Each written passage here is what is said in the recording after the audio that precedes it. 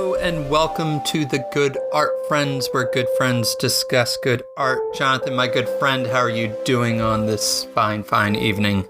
I'm good. Run club. I got done running. I ran just shy of 3 miles out at the museum, and it was beautiful.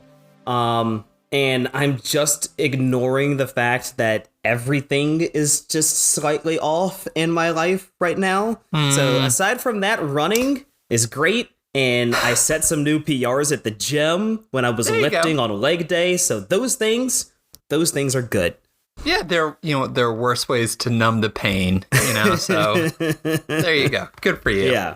How are you, my good friend? Oh, I feel like we started an inadvertent Good Art Friends curse. Last episode we recorded and your water heater first. Mm-hmm. Then this episode, my HVAC system fell apart. So God helps. The next episode, I think we're doing either I don't think we finalized the order, either like a summer best of or Wind Waker, but God help our homes and our finances before whichever is next. We have to find out how to break the curse. Yeah.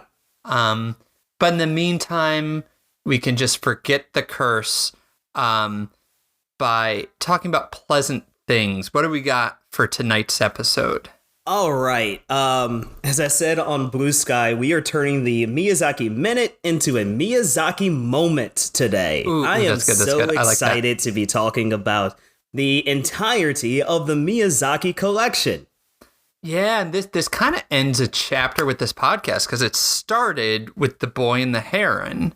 And now at this point, we have watched every movie that Miyazaki directed. So it's our time to kind of go through.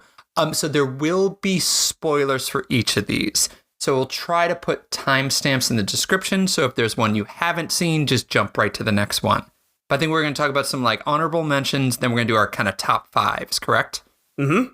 Yep. And how this will work, if there's a movie that you, for instance, had at 5 and I had at number 3, then we'll mention it, but then we'll discuss it in depth, with whoever had it higher. And I want to start with this was maybe, do you believe in karma? It's somewhere out there. I mean, all these bad things are happening now. I hope something good happens. Yeah, that's it. I wonder if there is this karmic retribution towards me just from being a classroom teacher for so long and students complaining about assignments I gave, you giving me this task to come up with the top 5, because that was hard, man. Oh, yeah. That was hard. I think I texted you directly after I did my list on Letterboxd, and I said that I have never felt worse about making a ranking list in my entire life. Now, and I feel like this one is probably more fluid than, I love Wes Anderson. And if I were to do a Wes Anderson ranking, it would vary a little bit, but not drastically. But I feel like Miyazaki, depending on where I am and where the world is, it could be drastically different. Right now, I just, no spoilers, but I think I'm not as willing to kind of peek into the abyss right now. I think it'll just pull me right in. Yeah. So yeah, I think that impacted my rankings. Yeah, but it was hard. That's fair. All right, but before we go into our top 5, we want to chat about some honorable mentions, and maybe we can talk about the last movie. So, if y'all are new to the episode, up to this point, with each episode, we've done a Miyazaki Minute talking briefly about one of his movies. And our last one was for this month, Lupin the Third, The Castle of Cagliostro. I had this for an honorable mention. What about you? Honorable mention for me as well. I also want to put in a quick note for this. For this ranking, we chose the 12 movies that Miyazaki himself produced, right? Is listed as the producer. Thank you. So, yeah, those are the 12 that we'll be discussing. Yep. And so it's not Studio Ghibli in general, those kind of things. Yep. Yeah, Castle of Cagliostro, surprising. I love the fact that it was a Lupin the Third movie. Were you familiar? When I first saw that, I thought it was like this was the third in a sequence of movies when I was Lupin the Third, not realizing then looking that it's like it was a manga from I think like the 60s or something like that. I had never heard of it before. Yes. It's one of the manga / anime classics. So it was really cool for me because I'd never like really read or looked into it before, but I was familiar with it. It was a lot of fun. I'm looking at my Letterboxd review. This one I noted had the worst food scenes. The worst food. And I think it's fair because this predates Studio Ghibli. So yeah, the food standards weren't quite as high. No, that is something that like, and I had never watched any Miyazaki movies before my friendship with you. And then the first one you took me to see Howl's Moving Castle. And I think that was one of the first things that you said is like, this dude makes some great food scenes. But yeah, a little bit lacking there. Yeah, it was, so let me think. This suave, in terms of a summary, this suave kind of gentleman thief, the kind of character that I feel like could have been played by a younger Harrison Ford. You know, he robs a casino. That's like that drop you right in. But then it turns out all the money is counterfeit. So him and his partner, whose name I'm blanking on, decide like, you know, the real money is actually in the counterfeiting. So they track down this counterfeiting ring in this tiny independent nation state. And there's, you know, hijinks ensues. There's a girl, a princess who's, you know, very Princess Bride-ish, being forced to wed against her will to the nefarious, but I will say dapperly dressed Count of Cagliostro. The dude does know how to pick out a wedding suit. I gotta give him that. Yeah. Very much shopping at the same place as the Phantom of the Opera. Yeah. I also loved the symbiotic relationship between Lupin and the detective. That was wonderful. That was wonderful. Yeah. Very Doofenshmirtz and Perry the Platypus. The fact of how like he's always trying to find him, but then realizes like when they discover where the counterfeiting is, and they just like they end up working together and exposing to the world how everything is going, because like the Count of Cagliostro is basically like running an entire shadow network across the globe. And the wedding being televised is just like, I think everybody went this way in the direct opposite way. And like, wow. No. Yeah. All of this counterfeiting materials. Who could have thought this was here? Yeah. And this was a delightful, I like that we ended with this because it was fun to see. He wrote it, he directed it, but this was before, this kind of predates Studio Ghibli. And so on one hand, there were early indicators of themes and styles that he would come back to, you know, idyllic villages, the kind of retro futuristic aircraft, some otherworldly architecture, that just dash of magical realism, like driving up walls. But then other ways, this was, correct me if I'm off here, but I feel like the most linear of a story, you know? So some hints of the movies to come, but also some ways in which this was just like a fun 90-minute romp, you know? But yeah, it's a good movie.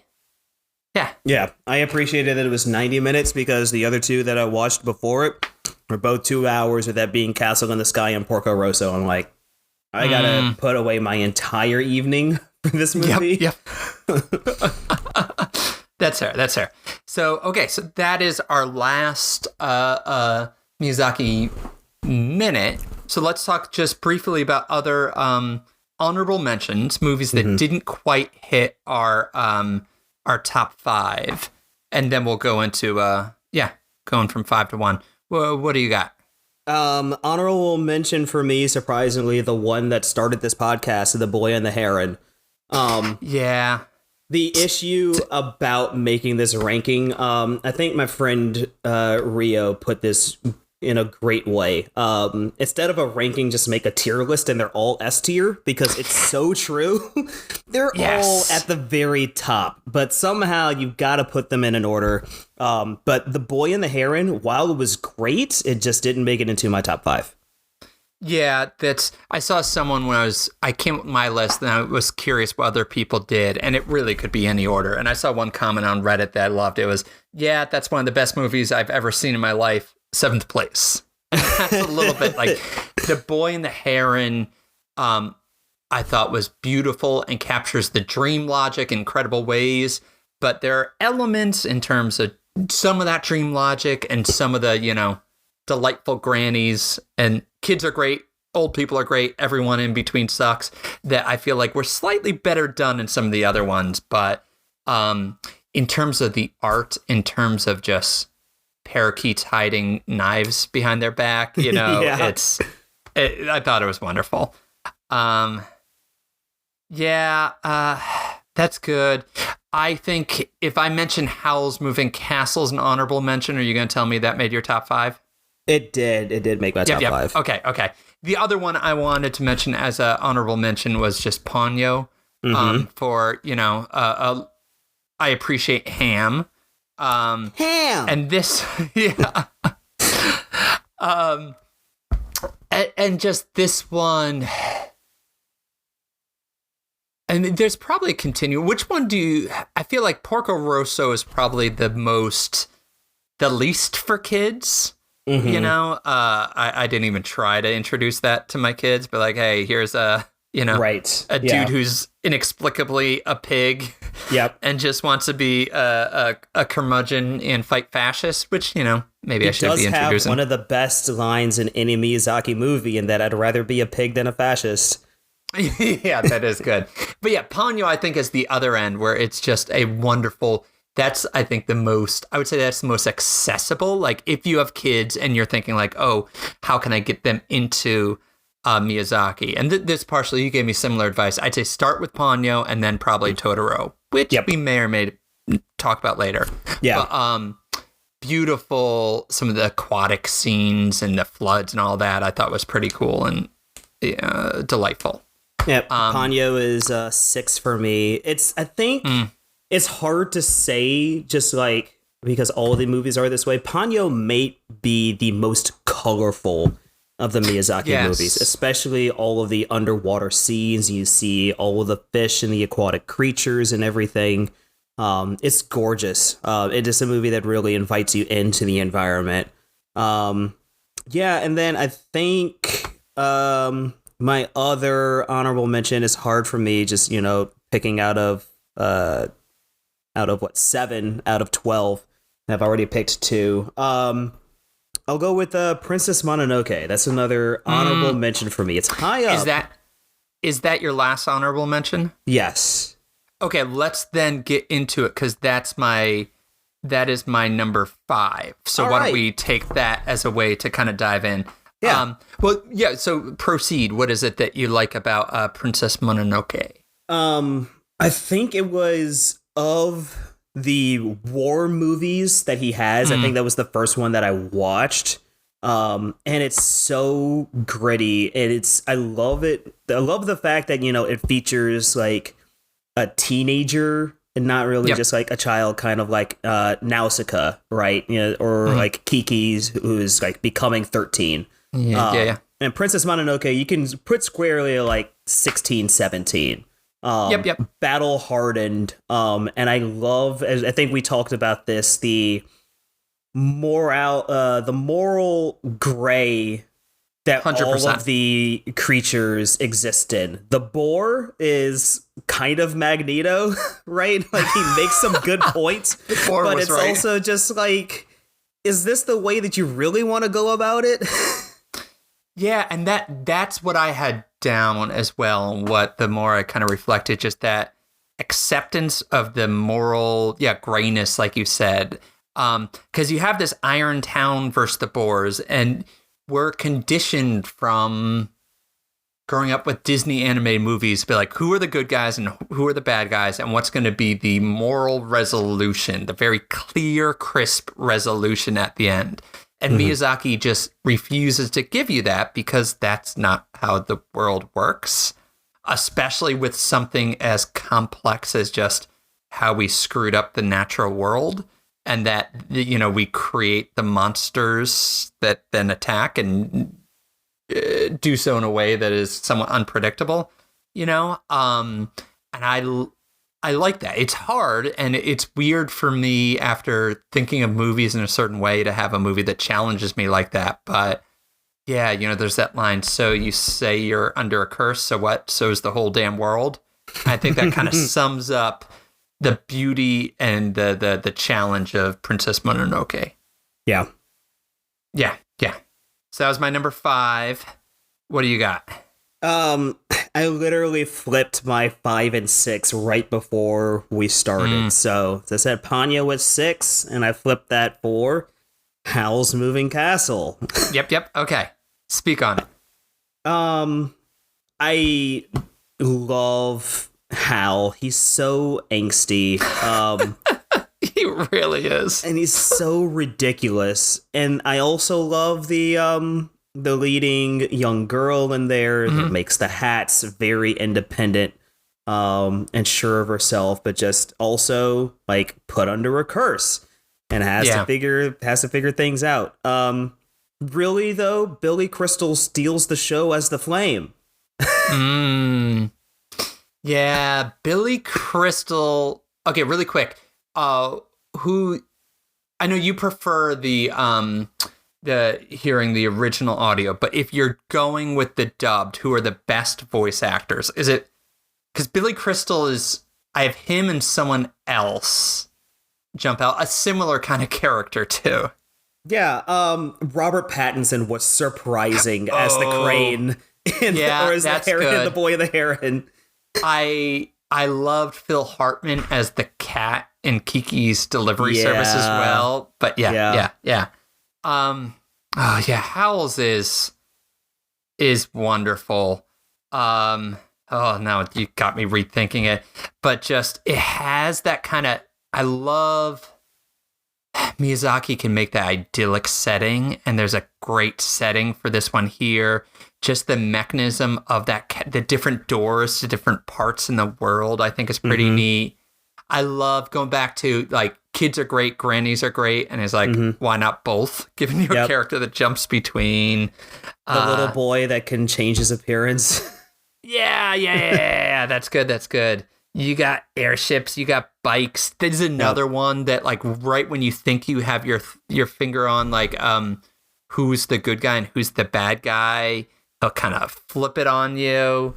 Yeah. And similar to Yeah, go on. Sorry. I was gonna say one quick thing is just thinking about Howl's Moving Castle. Like Howl kind of mirrors Porco in the fact of like similarly somebody that wants to be used as a tool for war by their government and they refuse to submit. Yeah, there's definitely something, this through line of, I don't know if pacifism is quite the right word because Howl will mess people up, you know, in bird form and all that. But there's something there about Miyazaki, how he talks about how to respond in the face of fascism. And it's not always as simple as just like you drop bigger bombs on them. He plays around with this motif, I think, throughout. But yeah, that's good. Okay, anything else for Howl before we move on to number 4? I'm ready for number 4. Okay, you might have this one higher. I have Spirited Away, number 4. Do you have that higher? I do have it much higher. Okay. So who? Intriguing. Okay, what's your number 4 then? Talking about dropping bombs, The Wind Rises. Ooh, okay. Yeah, this one I think I need to give it another watch. Talk to me about it. So what I found most intriguing about The Wind Rises, and like you can say you've got the little the dream communication between the main character and the Italian architect. But The Wind Rises, I think, is the only non-magical Miyazaki movie. Yes. There's no magic. It's simply just man-made engineering. With the lead character like looking at fish bones in his ramen and talking about how he can use that to create a wing. Yeah. And maybe there's something there about Miyazaki, like our lines between what is magic and what is not, and that kind of creativity is essentially the magic at our disposal or something. I don't know. But yeah, go on. You can definitely tell that he intended for that to be his last movie. The way that it is polished and finished and put together. And I think that also, of all the movies, has my favorite soundtrack. I mean, Joe Hisaishi goes off in every single movie, but that little piano theme in The Wind Rises was stellar. And I think it really, really put it apart for me. Yeah, this one, I think that I was so expecting it to have some kind of definitive statement against, actually dropping giant bombs on people is bad. Like, and partially just because of all the other Miyazaki movies, that when it was a little bit more nebulous and didn't, at the very least, didn't give you an explicit, like, oh no, what is the Oppenheimer kind of line, I've become death kind of response. Yeah. That threw me a little bit. But I want to watch it again and just not come in with that expectation. Okay, sorry, I had to pause it for a second. My kid came down. Go on, proceed. I think another thing that really gave points to the movie for me is the way that it is set in like war-torn Japan. It's kind of similar to Godzilla -1, the same kind of thing. Yeah. And it's just like that helped to give you the stakes of the story. And of course you have the very sad ending of the story as far as love is concerned. And I think that all of that, like all of the weight of the movie helped to push it forward. Yeah, and there was, I guess they did give you that spot early on with that Italian designer, like, which would you choose, a world with pyramids or without? And knowing that, like, pyramids were not just built through, like, the kindness and, generous paychecks to those that built it. Right. And that's a really tricky thing to grapple with. So I feel like ask me again in 5 years, and this one might be much, much higher for me. For sure. Okay. So then we both did our 4s. So, okay, my number 3 then. I'm curious if you have this. Did you have Castle in the Sky? No. Okay. Let me just write down the timestamp. So Castle in the Sky, I really enjoyed this one. It was probably my favorite world building. It just felt like Leonardo da Vinci's notebooks coming to life with these floating islands and these kick-ass planes and these really remarkable like automaton robots. I really like the score with this one. This one I think did hit that power of pacifism way in a way that I really appreciated. And also that it sets up this idea of just like order, the government versus chaos, the pirates, and you're thinking like, oh, they're both bad, but then he kind of messes with your idea of the anarchic pirates. Some good, actually, again, Mark Hamill in this one with some great voice work. Yeah, but that, there's that line, the earth speaks to all of us. If you listen, you can understand. And I thought that it was just delivered in a beautiful way in terms of story and dialogue, and absolutely just the visuals in this were breathtaking. Did you ever play Star Fox 64? I didn't. I think you and I have chatted a little bit, and this might come up in our Wind Waker, but yeah, N64 and GameCube were kind of gaps in my Nintendo line of consoles. So yeah, there's a few things I was just missing. But have you seen people play Star Fox 64? Are you familiar with the final level? No, I'm not. So Floating Island? Yeah, at the end of Star Okay. Fox 64, there's if you play it on I think the highest difficulty, or I can't remember what the trigger is for it, but you do something specific, and on the way out, when you beat the final boss and everything's collapsing, you have to escape. You have to go through the pathways, and the spirit of Fox's dad leads him out. And there is that moment that happens in Castle of the Sky when they're flying through in the hurricane, and he sees his dad on the way to the castle. Oh yeah. I was thinking about that. I'm like, oh yeah, I love that. That's so nice. Yeah. With that said, this was 12 of 12 for me. Ooh, okay. Why was that? What did not work for you? I don't know. As I'm looking at my review for it, and the only thing I said was that that one did feel long. I don't know what it is. It didn't quite work for me. And the thing is just like, all of the movies are great, and this is a good movie, but it has to be like, one movie has to be last, and it was this one for me. I did love the automatons so much, though. Yeah, and I wonder, that might be, as people might have noticed when I had to pause the recording, I can't watch any movie in one sitting, having two kids.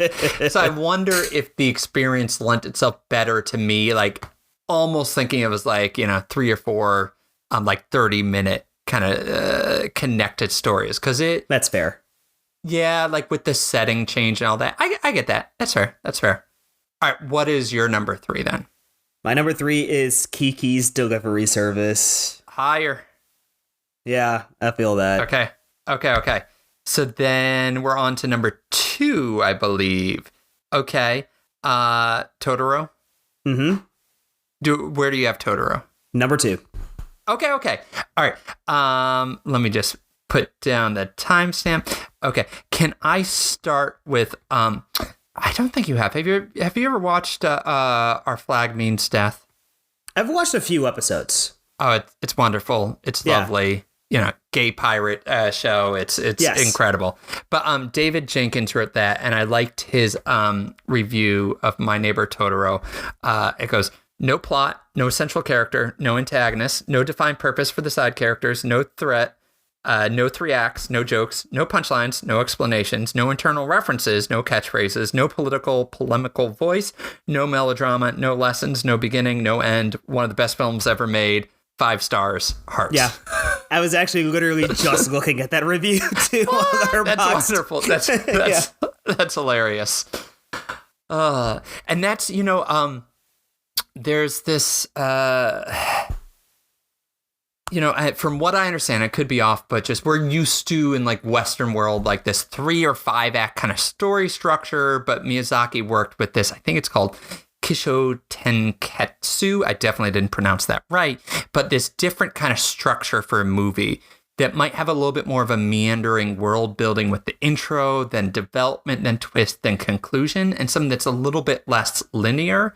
And I think that this movie to me kind of exemplified that there really is a structure. There is a beginning. There is an end. There is a consistency in terms of what it says about grief and kids coming to understand that their parents are frail and all those kind of things.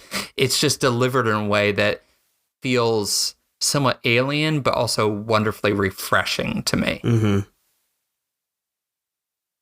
Yeah, what do you want to say about this one? Watched this on New Year's Day. 2024.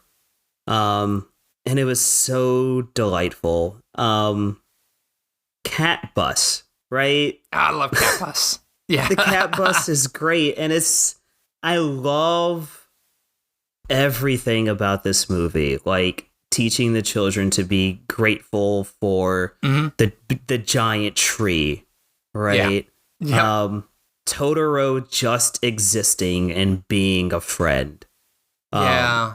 It's so warm, and like even like the amount of conflict that's in there, like it does put you on guard just emotionally. But outside of that, like the stakes of this movie are so low. And it's just a joy.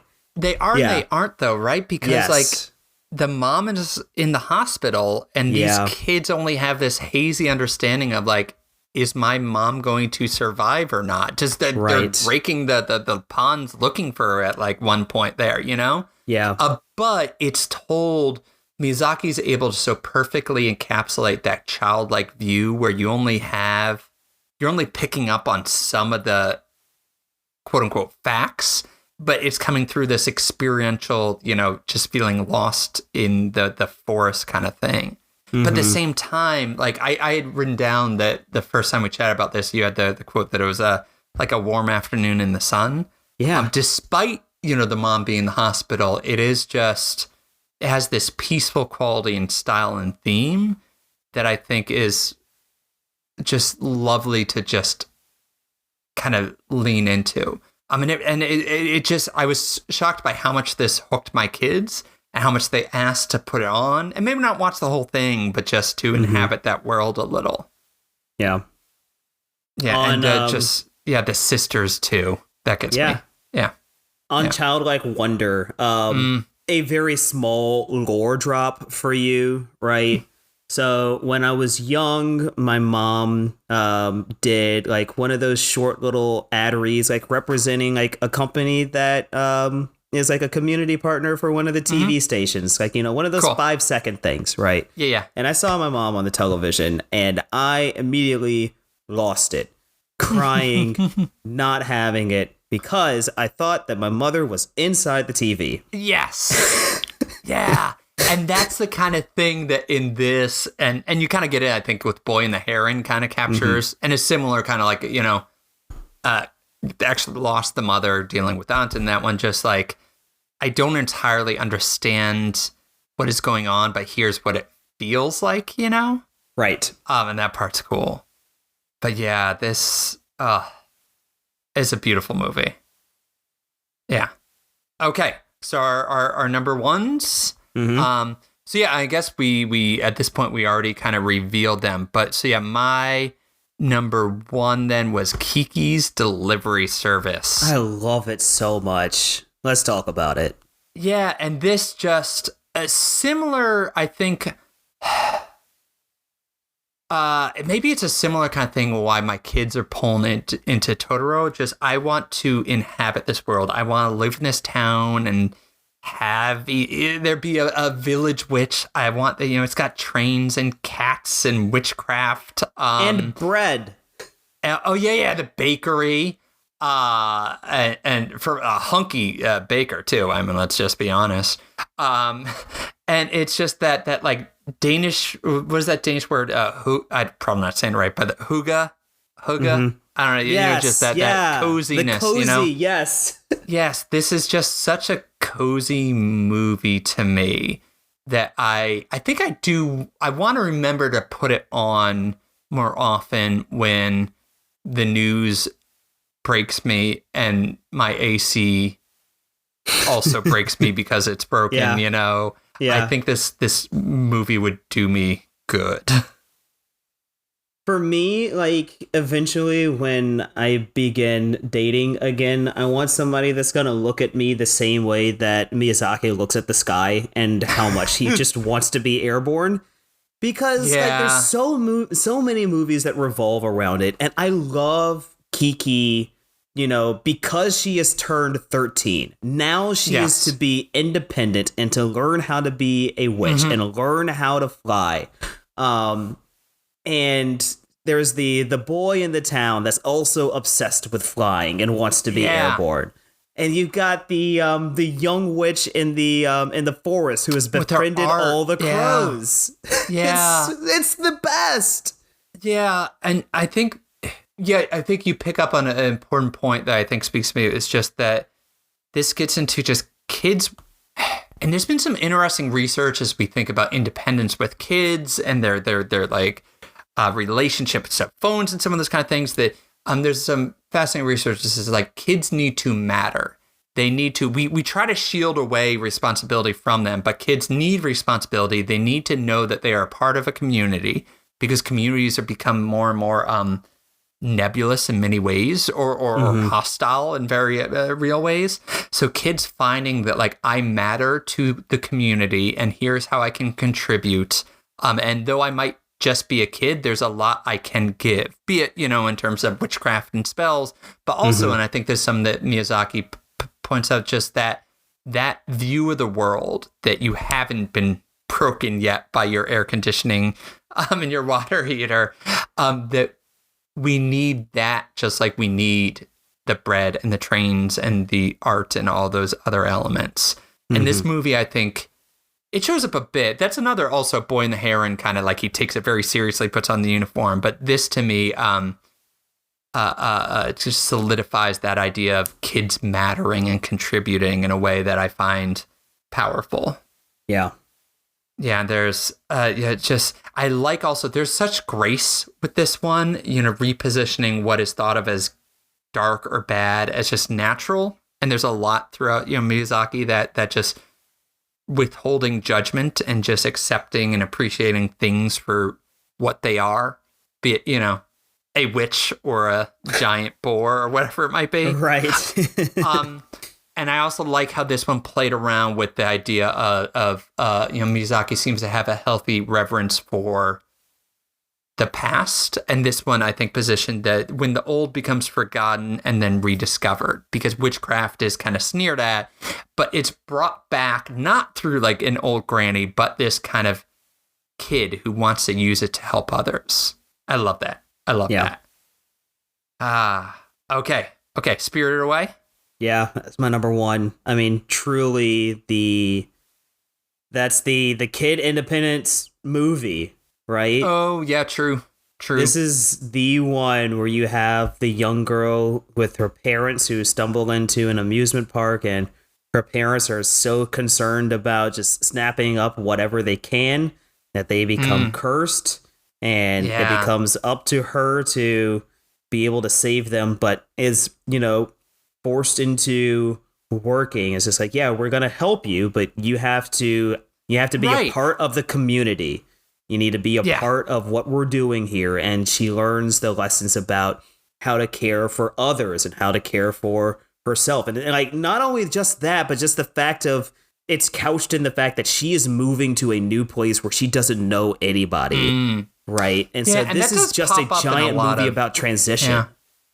Yeah, there is a lot of Miyazaki movies that have that, right? That layering the emotional translation from one state to another with a physical one, and that does pop up here too.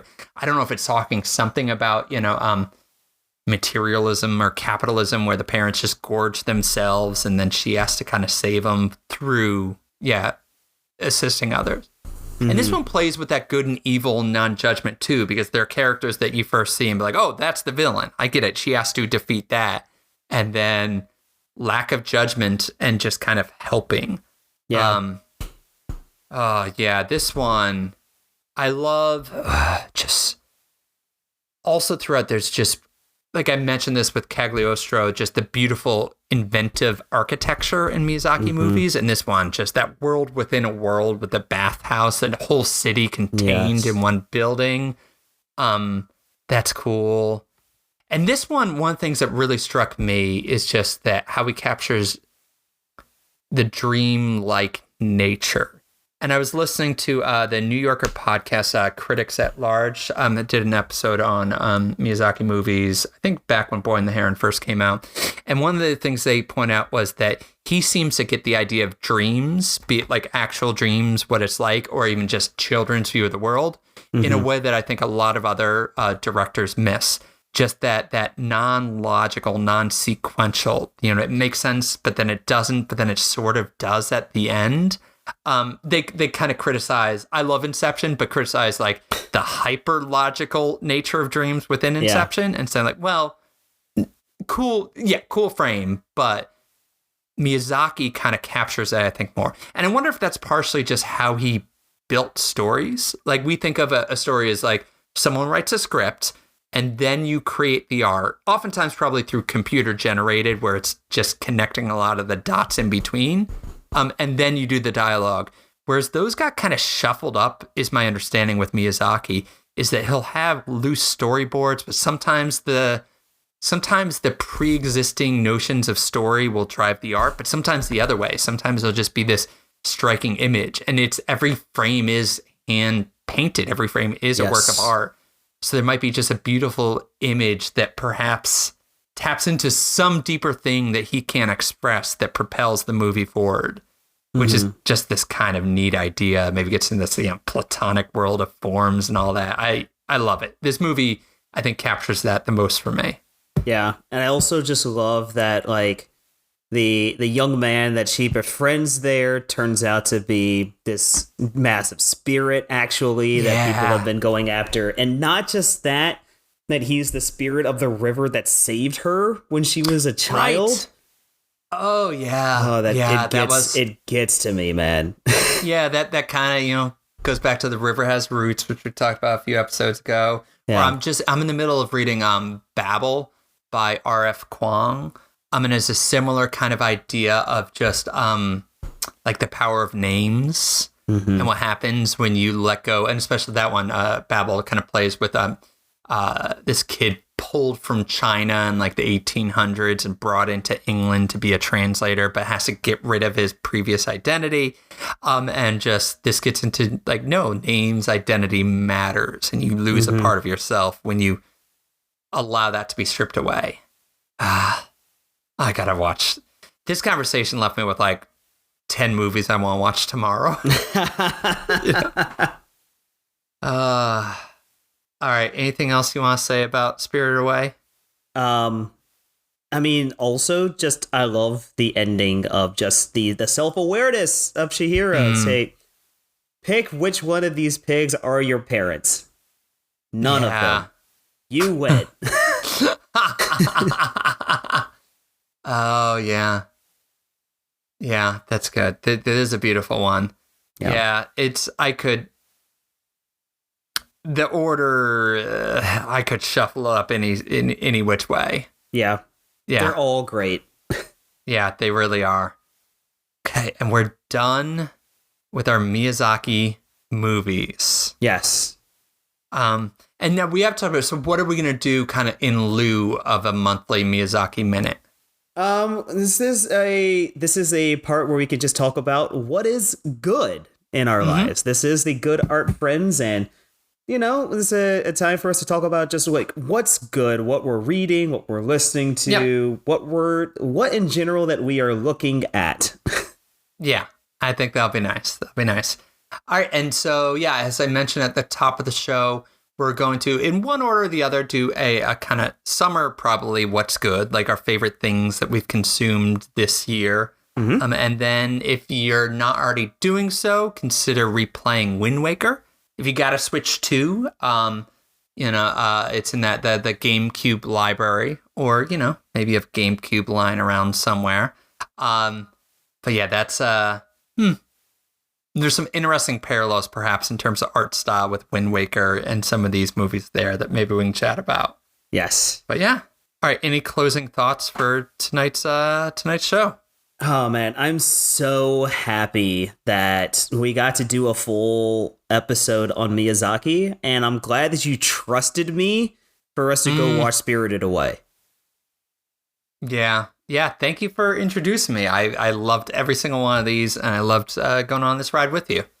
So yeah, Jonathan, my good friend, thank you for talking about good art with me this month. I loved it. Yep. All right, and listeners, catch you next time. All right. See ya.